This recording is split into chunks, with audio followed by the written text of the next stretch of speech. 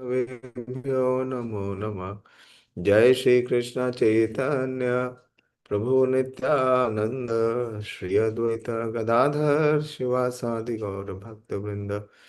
Hare Krishna Hare Krishna Krishna Krishna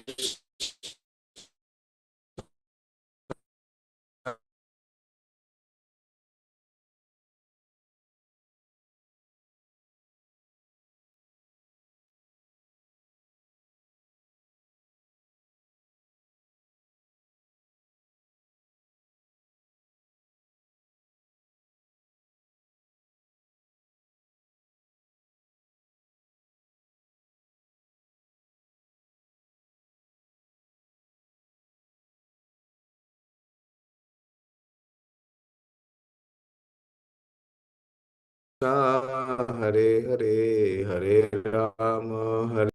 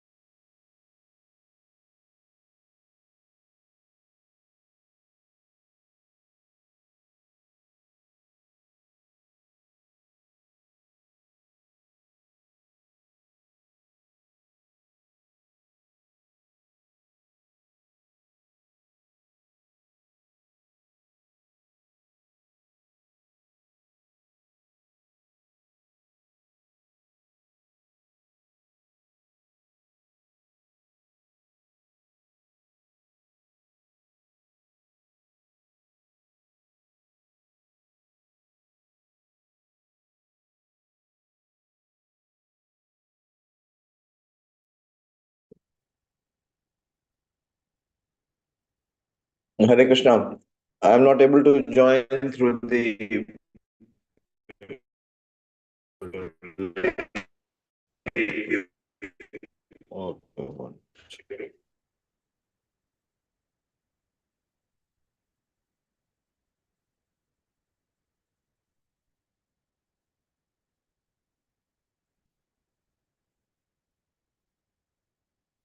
in my area.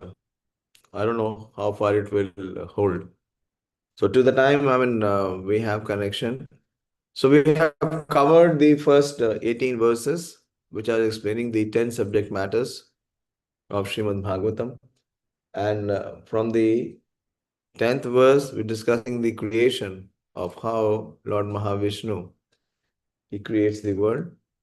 And in particular, three terms that we discussed, the Adi Deva, Adi Bhutam, and Adhyatmam. Quite different to what we have so far been, knowing and using it as a reference. Going further,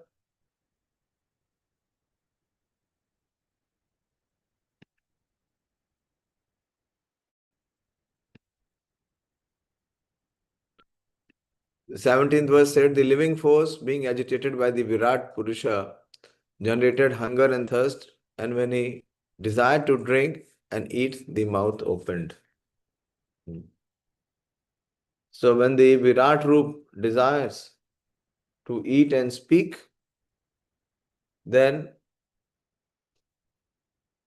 the gross senses, the Adi Bhut gets activated.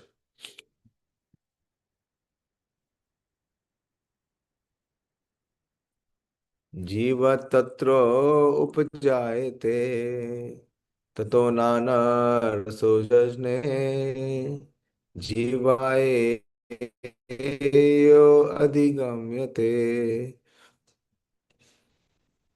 From the mouth, the palate became manifested, and thereupon the tongue was also generated. After this, all the different tastes came into existence so that the tongue can relish them. The gradual process of evolution suggests the explanation of the controlling deities Adi Deva. And in this case, Varuna. The mouth becomes the resting place for the tongue, which tastes all the different relishable juices, of which the controlling deity is Varuna. So we have discussed this, that the controlling deities, the Adi Deva. So here what is being manifest is the taste, and tongue is the prominent. And for the taste, for all the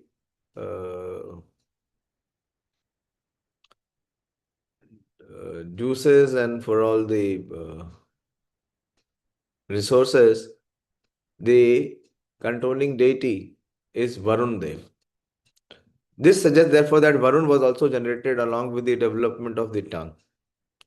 The tongue and the palate being instrumental are Adi Bhutam, or forms of matter, but the functioning deity, who is also a living entity, is Adi Deva. So this Adi Deva is Varun Deva, whereas the person undergoing the function is Adhyatma, that is the living entity. Thus the three categories are also explained as to their birth after the opening of the mouth of the Virat Purusha. The four principles mentioned in this verse serve to explain the three main principles, namely the Adhyatma, Adideva, and Adibhutam, as explained before.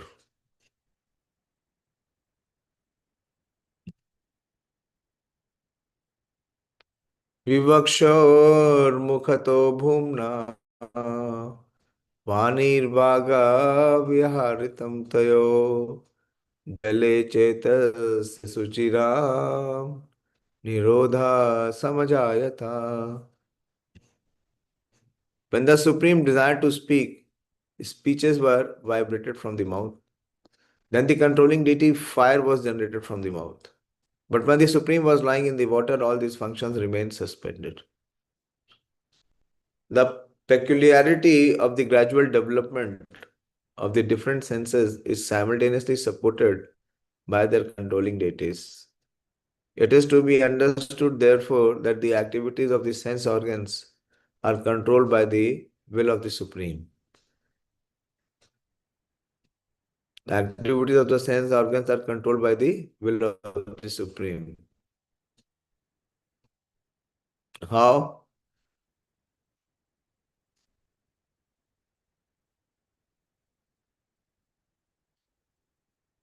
How the activities of the sense organs are controlled by the will of the Supreme.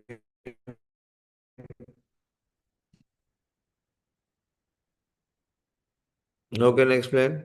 This we have understood from the first chapter of Bhagavad Gita. Yes, Ramya? Bolo. Unmute and Hare speak. Krishna Prabhu. Supreme Lord is Rishikesh. Supreme Lord is Rishikesh. He is the controller of the senses. Yes. But he does not control directly. How he controls? Through the Adi Devam. Truth. Through the Adi Devam. The controlling deities of the senses. But for a pure devotee, he controls directly. All the non-devotees, they are controlled through the uh, factor of karma. And all the living entities, according to their modes, they are governed by the different modes under which they are being influenced. But for each sense organ, they are not independent. They're dependent on the Adi Devam, the deity of the senses.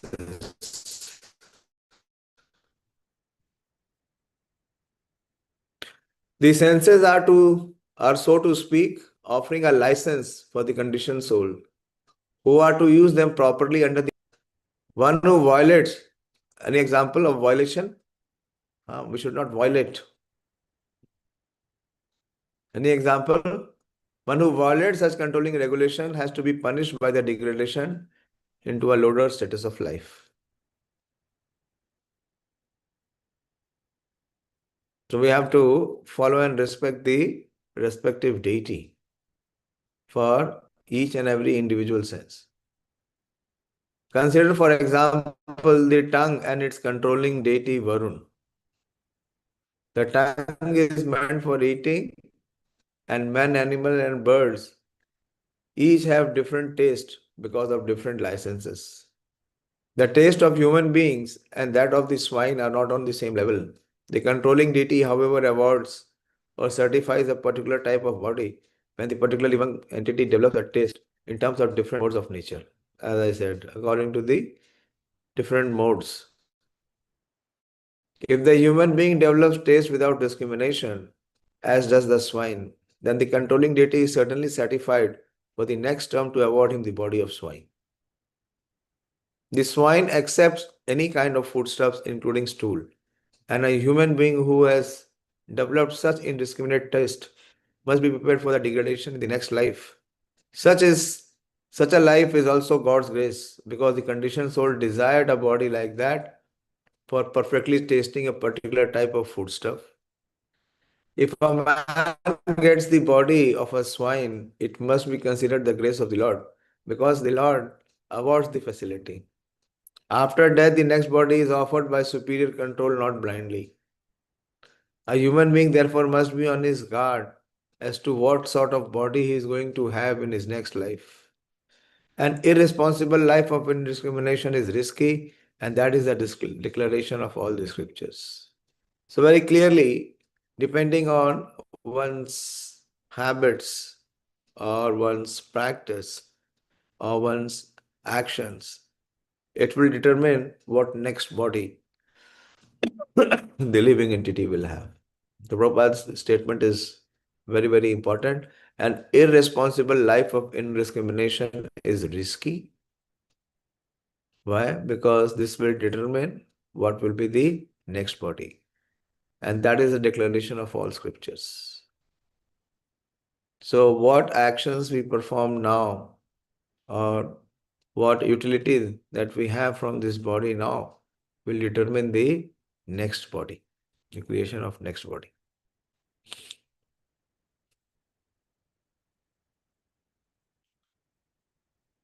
नासिके निर्भेदेतं धोदयति न भास्वती तत्र वायुर्गन्धवाहो ग्रहणो नासी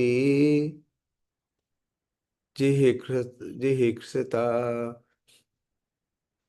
Thereafter, when the Supreme Purusha desired to smell odor, the nostrils and the respiration was generated. So see the foundation is the Virat Purusha. And as soon as he desires, whatever he desires to speak, to eat, to smell, uh, the gross sense organ, it manifests. And then the subtle sense organ, it also manifests. How the subtle sense organ manifests? Because the sense is controlled by the deity, that is the Adi Deva. So all these uh, tanmatras, the sensory perception, it manifests. It is being unleashed. Thereafter, when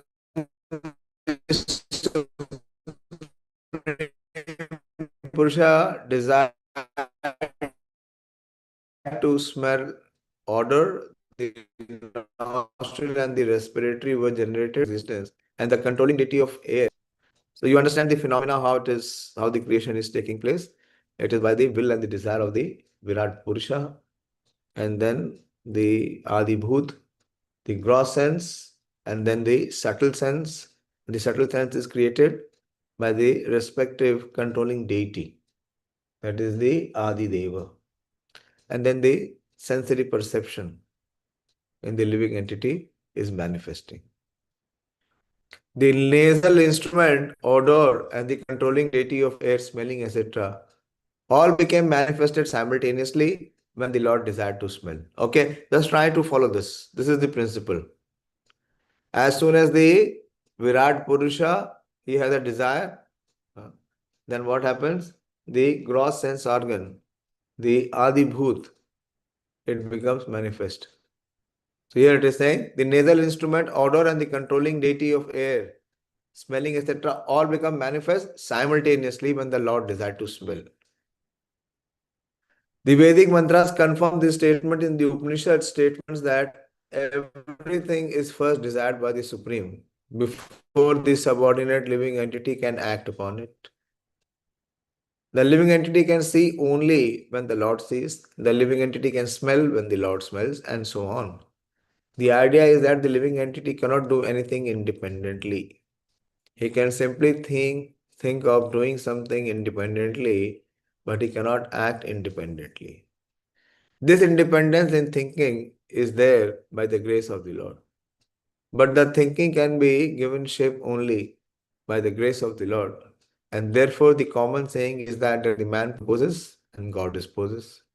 The whole explanation is on the subject of the absolute dependence of the living entities and absolute independence of the Supreme Lord. This is the sum and substance.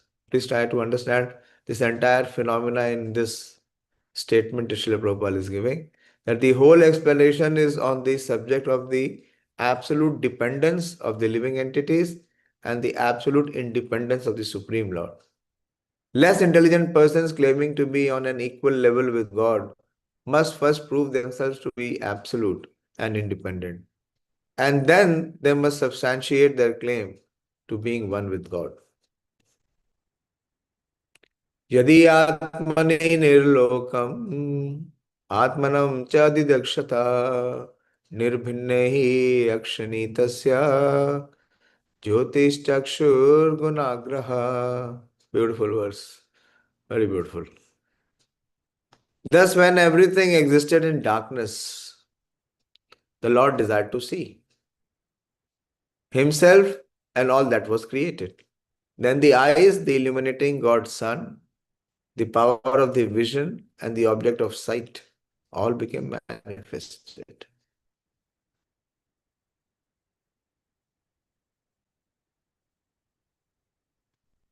The universe is by nature dense darkness, ajnana timirandhasya. And therefore the total creation is called tamasa or darkness. Om ajnana timirandhasya.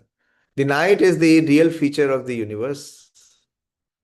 For then one cannot see anything, including oneself.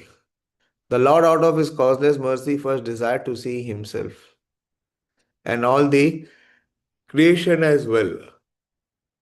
And when the sun became manifested, the power of vision for all living entities became possible. So this is one way we can understand. The Lord desired to see himself and the created universe, and because he wanted to see the gross sense organs, Adibhut, manifested, but one cannot see. Then what was required? The Adideva, that is the sun. For all living entities, subtle sense became possible. And the objects of vision were also manifested. This means that the whole phenomena world became visible after the creation of the sun, on the foundation of the desire of the Supreme Lord to see.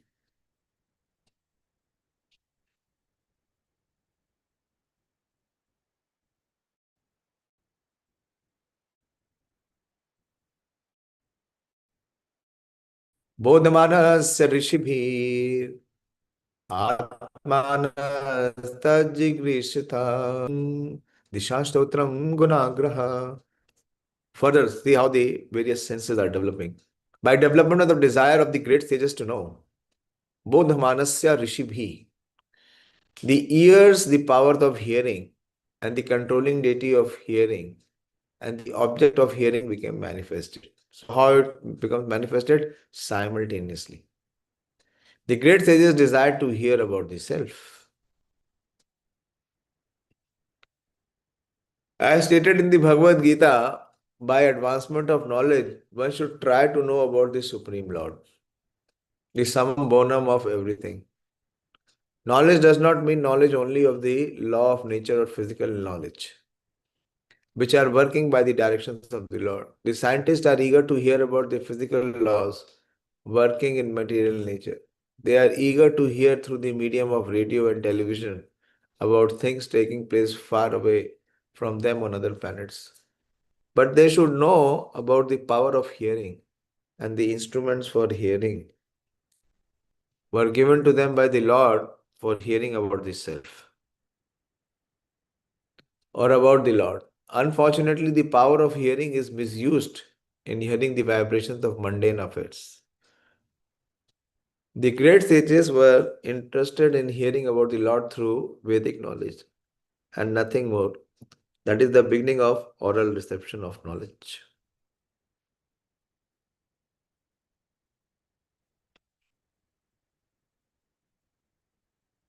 Okay, so various manifestations, one after the other, is being here described. So here what is being said is about hearing process.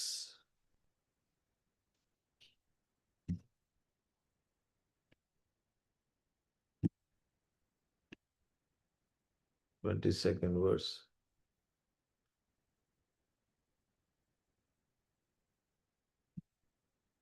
23rd. Vastuna mridu kathiniya laghu guru oshna sitatam jigraksatas tvanirvinna tasyam roma mahiruha tatra chantar bahirvatas tvacha labdha gunovrata. When there was desire to perceive the physical characteristics of matter, such as softness, hardness, warmth, coldness, lightness, and heaviness, the background of the touch sensation was generated, namely the skin. The skin pores and the bodily hairs, along with the controlling deities, the trees. Within and outside the skin, there is a covering of air through which the touch sensation becomes prominent. So here we see, how the sequences, that how a different knowledge acquiring senses become manifest. Previously was the sense of hearing, and now there is the sense of touch, that is the skin. The physical characteristics of matter, such as softness, are subject to sense perceptions, and thus physical knowledge is the subject matter of touch sensation. One can measure the temperature of matter by touching with the hand, and one can measure the weight of an object by lifting it with the hand and thus estimate its heaviness or lightness. The skin, the skin pores, and the hairs on the body are all interdependent with the touch sensation. The air blowing within the outside and the skin is also an object of sense perception. This sense perception is also a source of knowledge. And therefore, it is suggested here that physical or physiological knowledge is subordinate to the knowledge of the self, as above mentioned. Knowledge of the self can expand to the knowledge of phenomena, but physical knowledge cannot lead to knowledge of the self. There is, however, an intimate relation between the hairs on the body and the vegetation on the body of the earth. It's very interesting. Intimate relation between the hairs on the body and the vegetation on the body of the earth. The vegetables are nourishment for the skin, both as food and medicine, as stated in the third canto, Tvacha Masya Pinirbhinnam Vivushur Dhisyanam Oshadhi.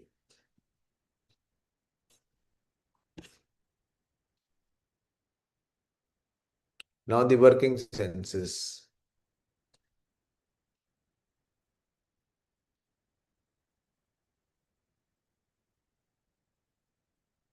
Hasto Ruruhatas Ruruhatustasya Nana Karma Chikirshaya Tayosto Balvanindra Adanam Ubhayashrayam. Thereafter, when the Supreme Person desired to perform varieties of work, the two hands and their controlling strength, and Indra, the demigod in heaven, became manifested, as also the acts dependent on both the hands and the demigods. So first we were seeing the knowledge acquiring senses from voice to ears to skin and eyes, even tongue and nose. These are all knowledge acquiring senses. And now the senses of actions, working senses. In every atom, we can note with the profit that the sense organs of the living entities are never independent at any stage. The Lord is known as the Lord of senses, Rishikesha. This comes the point. Thus, the sense organs of the living entities are manifested by the will of the Lord, and each organ is controlled by a certain type of demigod. No one, therefore, can claim any proprietorship of the senses. The living entity is controlled by the senses, and the senses are controlled by the demigods. And the demigods are the servants of the Supreme Lord. That is the arrangement in the system of creation. The whole thing is controlled ultimately by the Supreme Lord, and there is no independence of either the material nature or the living entity. The illusion living entity, who claims to be the lord of his senses, is under the clutches. The illusion living entity, who claims to be the lord of his senses, is under the clutches of the external energy of the Lord. As long as the living entity continues to be puffed up by his tiny existence, he is to be understood to be under the stringent control of the external energy of the Lord. And there is no question of liberation from the clutches of illusion Maya. However, one may declare himself a liberated soul.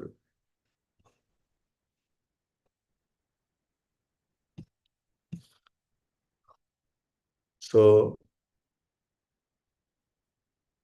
after hands, hasta, now there is pado, the legs.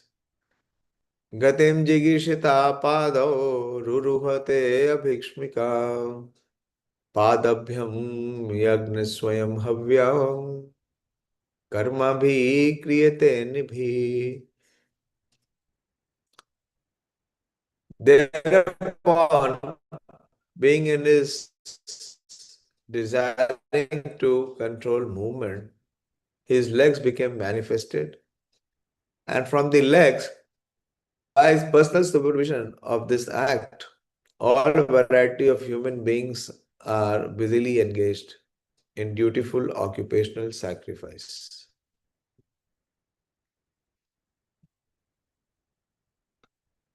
Every human being is engaged in his particular occupational duty, and such activities are visible as men go hither and thither. This is very prominently visible in big cities of the world. People are going all over the cities with great concern from one place to another. This movement is not limited only to the cities, but is also visible outside the cities from one place to another or from one city to another by different vehicles. Prabhupada said in one place that the dog is running on four legs and the man has also created additional legs. He is also running on four legs. That is vehicles. Prabhupada is saying that this movement is not limited only to the cities but is also visible outside the cities from one place to another and from one city to another by different vehicles. Men are moving by cars and trains on the surface, by subways within the earth, and by planes in the sky for the purpose of business success. In all of these movements, the real purpose is to earn wealth for comfortable life. For this comfortable life, the scientist is engaged, the artist is engaged, the engineer is engaged, the technician is engaged. All in different branches of human activity. But they do not know how to make the activities purposeful to fulfill the mission of human life. Because they do not know the secret. All their activities are targeted towards the goal of sense gratification without control, and therefore, by all this business, they are unknowingly entering into the deep region of darkness. Because they have been captivated by the external energy of the Supreme Lord, they have completely forgotten the Supreme Lord Vishnu is presently manifested under the conditions of material nature.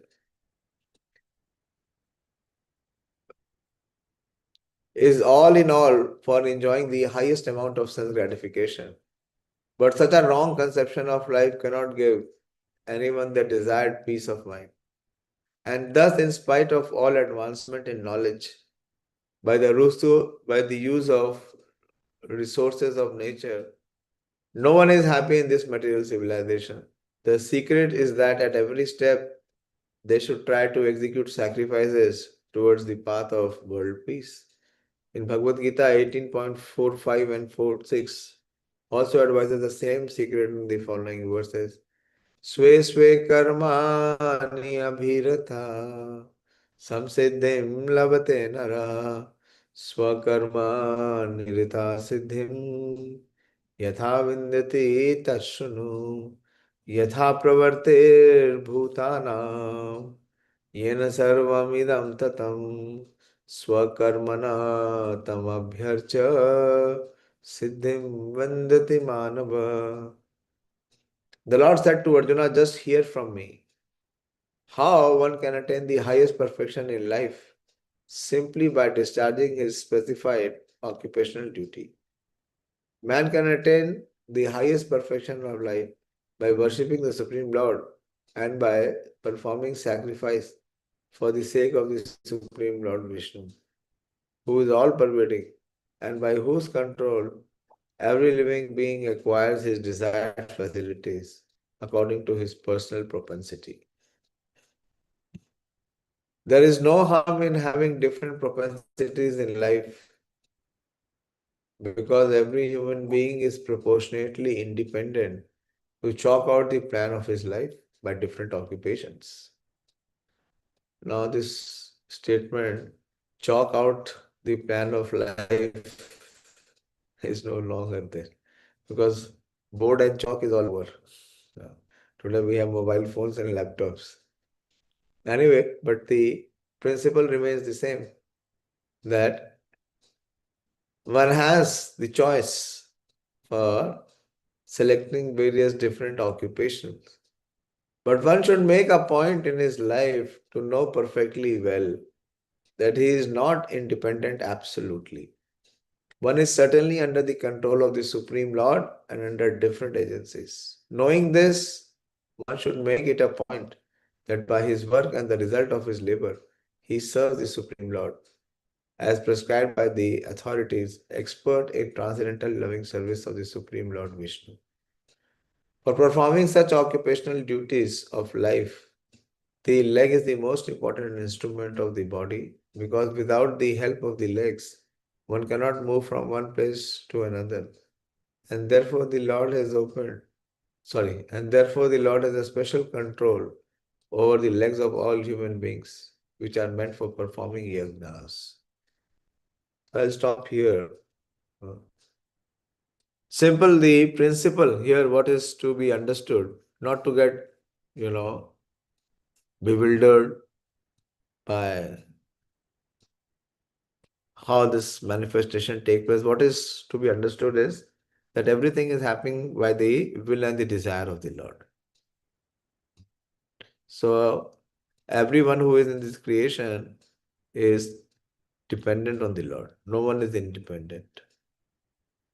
Whereas the Lord is supremely independent. Working senses, they come into existence. That is. So I'll stop here. If from your side you have any doubt or question, please ask.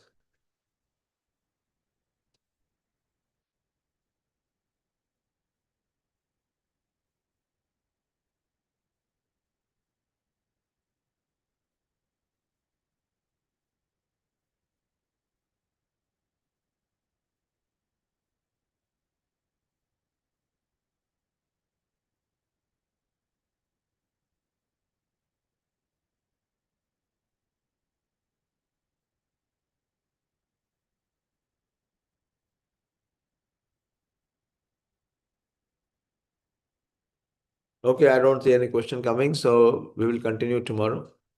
Tomorrow is Saturday. Okay. We'll have the spiritual scientist. One more verse of the Chatur Shloka is left. We'll discuss that tomorrow. Srimad Bhagavatam ki jai.